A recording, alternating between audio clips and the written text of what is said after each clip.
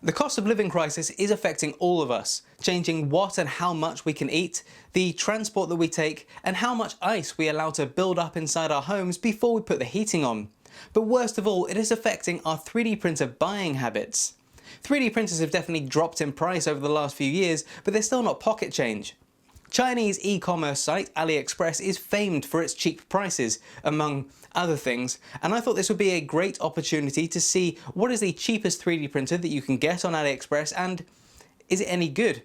So in this video I'll be unboxing it, building it, and then testing it to see how it performs. So let's take a look.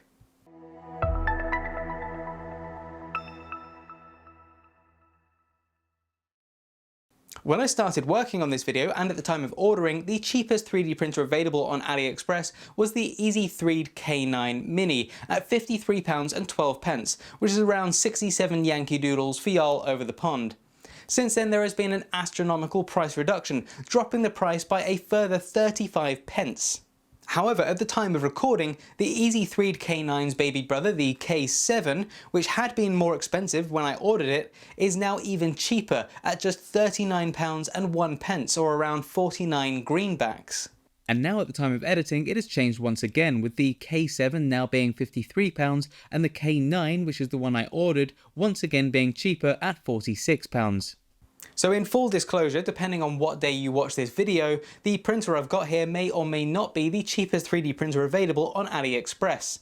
But these things are always in flux, and even though the K7 is currently cheaper, it also lists a significantly higher full value price than that of the K9.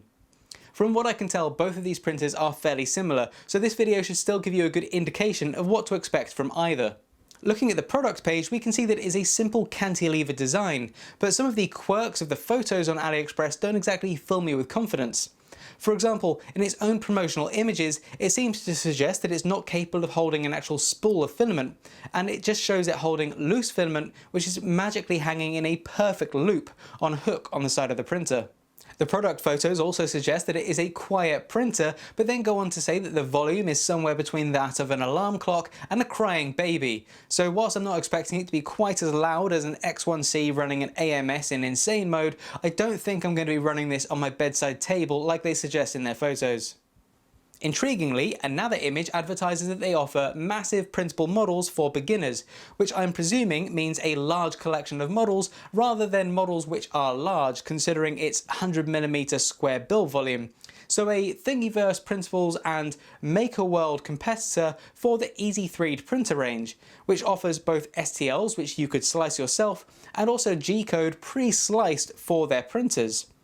The AliExpress review system suggests this printer is excellent, so with it ordered, let's see how it looks. From previous experience, I fully expected this to arrive somewhere between 5 weeks and 9 months after ordering, so I was amazed when it just rocked up at my door 8 days later. Say what you want about AliExpress, but they certainly like to keep you informed about the status of your order, and in those 8 days I received 13 separate emails just on the tracking status. But after the unexpectedly short wait, here it is and ready to be played with, so let's get this opened up and see what's in store for us. I'd just like to kick off by saying this is not the start of me doing unboxing videos, and that's not really what this one is either. When looking at a product like this, the way that it's packaged, the state that it arrives in, and what it arrives with are all important factors when evaluating the worth of something, especially when it's from a company where quality in these areas isn't necessarily expected as standard, so we can now look at what these look like.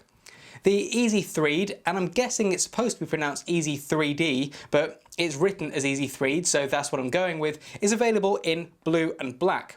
As my logo is traditionally orange, and orange is apparently the new black, I thought I would go with black.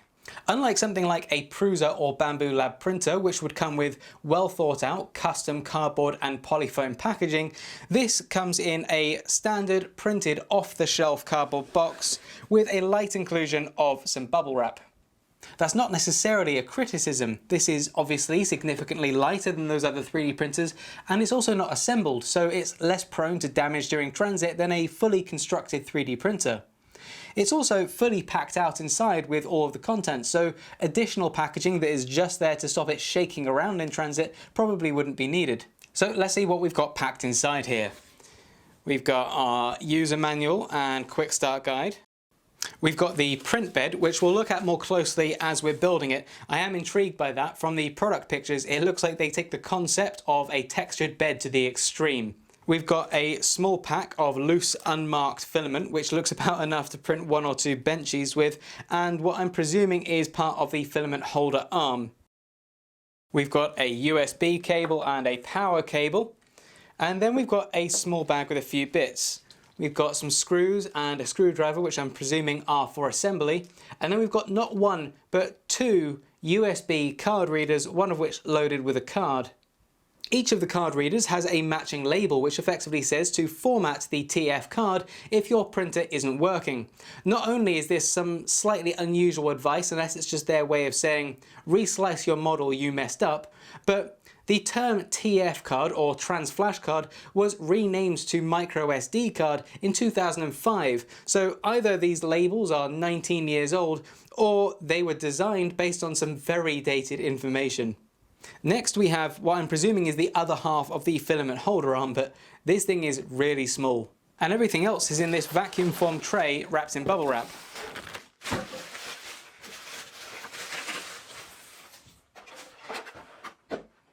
In there we've got our 3 axis rails, our printer base and our extruder carriage.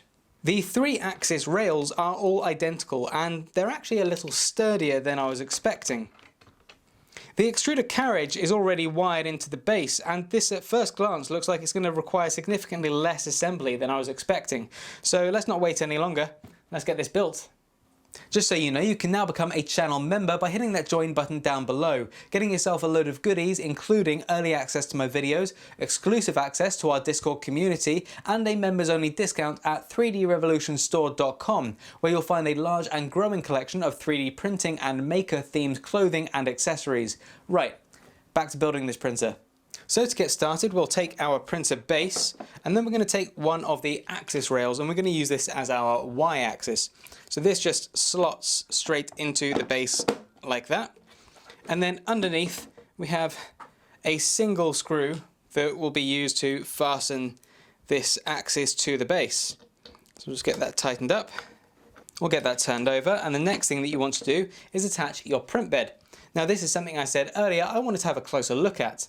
Traditionally, the goal of a print bed or a build plate is to be as flat as possible to give you a perfect first layer. That's why we used to do things like printing onto mirrors to give us a perfectly flat sheet of glass to print on.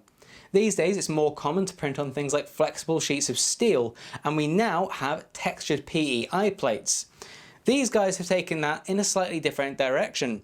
To add texture to this, rather than having a flat surface and adding bumps to the top, we have a flat surface and it is perforated. It is covered in super small holes all the way around. Now presumably the point of this is that as the filament is being extruded down onto the bed, some of it will be pushed down into these holes and that will hold it in place and help with bed adhesion. Although I am a bit unsure about how well it is then going to allow the filament to be released once it's cooled down, but we will see. This is not a heated bed, so there is no wires or anything to connect. We just need to slot this plate into the top of the y-axis, like that. Now we have another screw that we need to use to tighten the bed on, so we'll flip that back over. And now this is a bit of a frustrating one to fit, and their screwdriver is not magnetic, so I'll use one of my own. Get that tightened up. Okay, halfway there. The next thing we want to do is attach our Z-axis. So we'll take another one of our axis rails, and then this time we want to use these bottom slots here, and they're going to just slot forward on the base down here. Now again, we have another screw to lock this axis in place. And now we move on to our final axis, which will be our X-axis. Now you use the bracket here to attach it to the plate here, but we want to move this up to the top on the Z-axis first. So that's at the top. That can then just slide into here. And then the reason that we wanted this at the top is so that it aligns with the hole at the back, so we can attach the fixing screw for this axis. And now we want to get them all plugged in. So we've got our 3 different axes and we've got our 3 cables for them just here. Luckily they're all nicely labelled up, so we've got the X, the Z and the Y. So the Y is this one here, and that can just go into there. Then we've got our Z axis and the cable for that is here. So that can just go into there. And then we've got our X-axis at the top here, and that can slot into there. And finally, we've got to attach our extruder carriage. This is slightly easier if the Z-axis isn't at the top, so we'll move that slightly down. And then this just needs to reach up over the top here, and then slot down into there. And then again, one last time at the back here, we have a hole to attach our locking screw. And with the printer almost finished, the next thing you want to do is attach the filament spool holder. Now this can only support up to a 250 gram spool of filament, which is why it's so small, but that kind of makes sense. The printer's only small and it's never going to need more than 250 grams for pretty much anything that you're going to print on here. However, it does limit where you can get your filament from if you have to buy it in 250 gram spools. So what if you want to use a larger spool? Well, for that you'll want an external spool holder. And I'll be using, when I use a larger spool, this one which I printed a while back by Macado 39615. This is a fantastic little spool holder, and it can sit on the side here and it can adjust to any size spool pretty much that you want. That one is really good, so I'll link to where you can find that on Printables in the description below. Let's get on to fitting this holder. So you've got this bracket here, and there is a bracket on the back of the printer. I actually find it easier to do this by unplugging the Z axis, and then you take the back of the spool holder, slot it on, and then just push down. And then this can wrap back up over there and plug back in over the top of the spool holder. And then back on the front, you take the white piece, slot it in there, clip it down, and that's it. The printer is basically ready to go. Now it's built and turned on, let's get the bed leveled. For those of you newer to 3D printing who entered the world of additive manufacturing before the advent of automatic bed leveling, this is a process that we used to have to go through all the time. On some machines it would just be a routine bit of maintenance that you would need to do once every month or two, and on others, and more often, you would need to do this before every single print. Beneath each corner of the print bed is a screw and a knob, and as you turn that, it will raise and lower that corner of the bed. The act of bed leveling is using a piece of paper and lowering the nozzle over a corner of the bed. You use the bit of paper to gauge the height of the nozzle over that bed. You adjust the height up and down until you can just about move the paper, and then you move the nozzle to another corner and repeat it again. You go around the bed a few times doing that, making sure that the bed is perfectly leveled against the height of the nozzle. On most printers where you needed to do manual bed leveling, there would be a system either built into the printer itself or via the computer connected via USB. But there is no user interface on this printer, so how do we do it here? Well, we've got the play button, which we'll get to in a minute, and then we've got 4 buttons over here. And the exclusive use of these buttons are to move the nozzle to different positions for bed leveling. So it's actually surprisingly easy to at least maneuver the printer ready for this bed leveling. So let's see how this moves and get the bed leveled.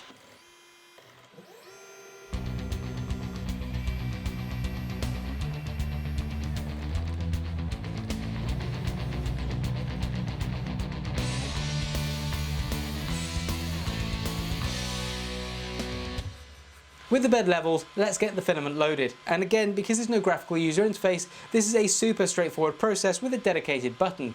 On the side here, we have a 3-point switch. In middle, it is in print mode, or do nothing if you're not actively printing. If you switch to the left, it will try and feed new filament, and if you switch to the right, it will try and unload or retract the filament.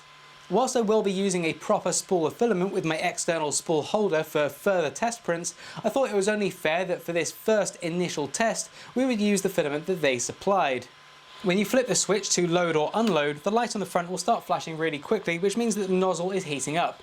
When it flashes slower, it means that it's reached temperature and it will start trying to load or unload the filament.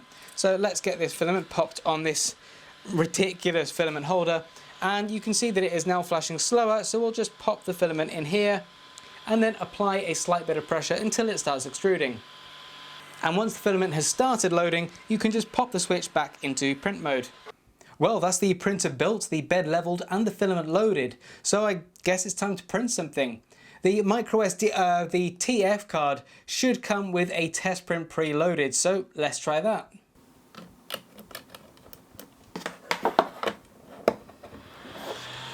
Because there's no screen on this printer, there's no way to choose which file you want to print. So when you hit that play button, it will just print whatever the most recent G-code file is on that card. So you only ever really need one file on the card, and with that in mind, the 4GB card that they gave us kind of actually feels a bit excessive. But let's give this a try and see how it comes out.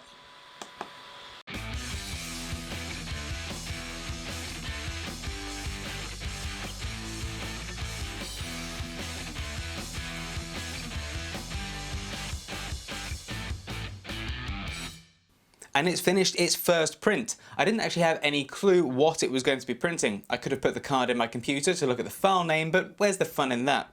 Also, because there's no screen on this printer, I had no idea how long this print was going to take or how long was left, so I just had to leave it until it was done.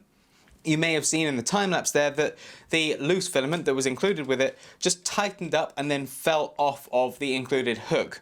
That's always going to happen with loose filament. It's not designed to just be wrapped around a hook like that, but that's the option they gave you, so I thought I would test to see how it worked out. For my next print, I will be using an external spool holder, so we shouldn't have that issue. Now let's have a look at the print, and what I didn't realise before is that it does actually come with a magnetic and removable bed, which might make the removal of the part slightly easier. Well, that actually came off surprisingly easily. I was expecting there to be a bit more resistance removing the print from this bed, and it actually did an okay job. There wasn't an issue with adhesion during this print. I'm not sure how long this bed will last, and I doubt that you can buy spares to replace it, but it's done an okay job with this one. As for the print, the quality is okay, but there is a couple of issues to flag. There's some layer shift or extrusion issues about 6 or 7 mils in towards the base, and a similar thing again near the top. I'm presuming this is a rocket of some sort. I'm guessing that's what they've gone for here. I had initially thought that this was printing a large 5 or 6mm brim around the edge of the print, and brims are generally used to improve bed adhesion by giving it a larger footprint, but that's actually not the case. This is a raft, so this is printed underneath the entirety of the model, and it will be used to both improve bed adhesion to this bed, and also means that you're not going to get the texture of this bed on the base of the model. You can actually see that there's a really rough, bumpy texture on the base of this raft as a result of the texture of this, but because the print is then printed on top of the raft, you won't get that. So we should be able to just peel off this raft and then get a relatively smooth surface on the bottom of the print. So let's see how that goes. And that came off surprisingly easy as well. I was expecting that to be a bit more stuck on there. Obviously you've got the rough texture underneath the raft and a smoother texture on top. Not completely smooth, but is definitely smoother. Underneath the print, we can see that it's printed in some sort of vase mode, so it's extremely thin, but the base of this is still fairly smooth, certainly smoother than it would have been if it had been printed directly on top of the build plate. So that sort of worked, although you obviously have wasted a bit of time and material printing the raft. The main issues here we've got are the layer shift and retraction errors, about 6 or 7 mils up, and again near the top. Alright, well that is the stock print, which should be an example of the best performance that you can expect from this printer, considering it's their choice of model and they sliced it. Now let's have a look at this model library that AliExpress was so proud of that you can find at toys123d.com. Well, the website looks like it's right out of the 90s, but maybe with some CSS3 flair thrown in.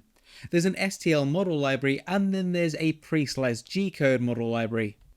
Each of these have a collection of different libraries just divided into letters. I don't think these are letters based on the name of the model, as they only go from A to L, so it looks like it's a bit of a lucky dip when navigating. Let's just select Model Library A under G-code. And Model Library A seems to then be further divided into 5 more nondescript libraries. This isn't a system for finding something specific that you want to print. I really don't quite understand the logic here. Right, well, I'm intrigued by a couple of things here. First of all, EasyThreed sells a range of printers in different styles and with different build volumes, so the fact that there's no way to choose your printer before downloading a pre-sliced G-code file, and it doesn't indicate what printer it has been sliced for, is interesting to say the least. This posable elephant here looks like it would be an interesting challenge, but something that should realistically be printable on a printer like this, so let's download it and see how it does. With our card formatted and the new G-code downloaded to it, we're ready to start our second print. And again, this should print perfectly because it was sliced by the printer manufacturer. However, we don't want to print with this loose filament that was obviously problematic with that first one, so we'll be switching to our external spool. First, we need to unload this filament, so we'll put the printer into retract mode. This will then heat up the nozzle, and when that flashes slower, it means that the nozzle has reached temperature. It will then start extruding or loading the filament for a second just to get a decent flow, and then it will retract it, and when it starts retracting it, you'll want to pull the filament out the top.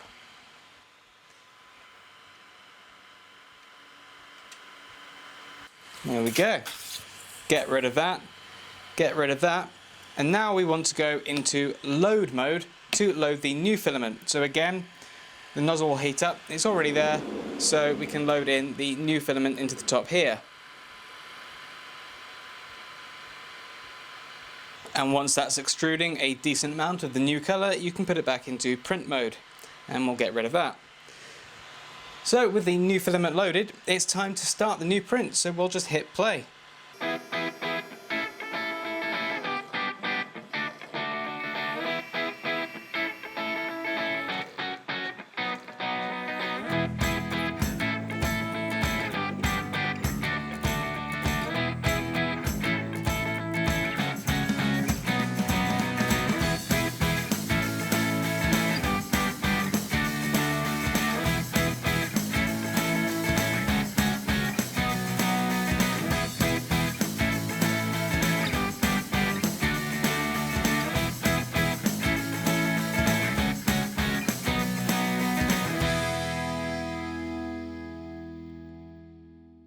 And here is our elephant ready to look at. This took just shy of 5 hours to print, so I'm keen to see how it's actually come out now. So let's get this removed.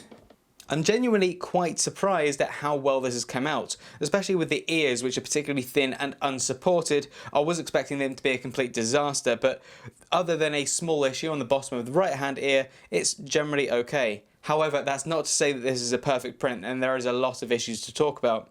Even if we ignore the fairly low resolution, and there was no option to choose a different resolution from the G-codes on the website, and if we ignore the spotting of the seam, which obviously could be worked around if we were to slice this ourselves, there is the big and pressing issue that was also present on the Rocket of this layer separation, which is going around here and also gets worse around the back.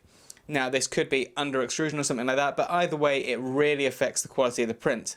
Let's get this removed from the bed and have a bit of a closer look. Well, like I said, I am actually fairly surprised at how well this shaped up. I was expecting more of a spaghetti blob than something that actually looked like an elephant. But there are such glaring issues with the print quality here, especially with this layer separation that's running around the side and around the back. Let's get this raft removed and have a better look at how it worked and see if the legs are actually flexible as they are intended to be on this model.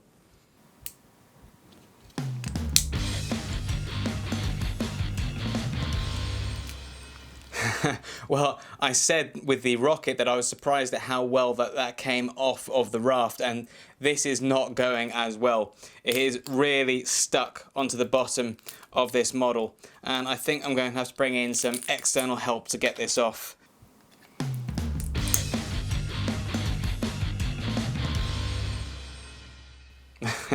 Yeah, I mean, that raft isn't coming off. I could spend longer working on it, but even if I could get the raft off, it's not going to be a nice surface finish on the bottom. And I'm pretty sure that the legs and head are actually fused inside the body, so I'm not going to get any movement there anyway. So I'd say that was definitely a failed print. EasyThreed chose this model to include in their online library, and they sliced it themselves to print on their own machines. If this had gone well, I was planning on downloading one of their STLs and slicing it myself, but if their own slice is resulting in something like this, I feel that shows the level of reliability you can expect from one of these machines. Yes, you could definitely spend time tuning the printer and the settings in the slicer to get a better result, but this is not going to be a machine that you can just plug in and play every time. So you could download or design an STL and then slice it yourself, but these pre-sliced G-code files from EasyThreed themselves should represent what you can expect once you've dialed in your slicer settings for this printer. And with this being straight out of the box, a beginner new to 3D printing, who is presumably the target audience for a £50 3D printer, hasn't really got any changes than tweaks that they're likely to make to the 3D printer itself. So the prints do come out slightly better than expected, but with some unforgivable quality flaws. You certainly can get these to print significantly better, but as I say, someone new to 3D printing is unlikely to be calibrating their e-stops and replacing the firmware type. It definitely gains points in ease of use, having the dedicated buttons for bed leveling and for loading and unloading filament, but it then loses those points having no screen or user interface, so you can't select which file you actually want to print or see how long it's going to take. One of the things that this really has going for it is obviously the price, which is the whole point of this video.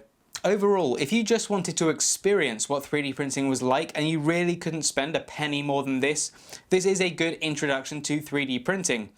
And in all honesty, despite the glaring quality flaws that we've seen in these prints, I am genuinely impressed with how this performs, considering how cheap it is and how flimsy the construction is. Despite that, I don't think I could recommend this to anyone unless you really did need something super lightweight, when you can spend just a tiny bit more and get something much bigger and more capable. And if you were willing to get something second hand, you could get something even for the same price that was far better. Just a quick look at eBay right now shows a ton of printers that are far better than this, going for between £40 and £60. So as I said, it's definitely possible to make these EasyThreed printers print a lot better, but I'm going from the perspective that the target audience are beginners to 3D printing, most of whom won't know how to do that. So what do you think? Is it worth it as a cheap, easy 3D printer to have some fun with, or are you better off waiting to save the extra £50 for something like an Ender 3 Pro, or the extra £100 for something like a Bambu Lab A1 Mini? Let me know in the comments. Thanks very much for sticking around, and if you've enjoyed this video, please do hit the like and subscribe buttons. If you've disliked it, hit the dislike button, and if you've really enjoyed it, why not go ahead and hit that join button and become a channel member. Don't forget to check out the 3D Revolution store available at 3drevolutionstore.com, where you'll find 3D printing and maker clothing and accessories. More importantly, and as always, thanks very much everyone, and until next time, happy printing. A huge thank you to my channel members for your support. For the rest of you, if you would like to join them and become a 3D revolutionary, just hit that join button down below. If not, for now, why not just kick back with one of my other videos to learn something new or have some fun. Thanks very much everyone, and until next time, happy printing.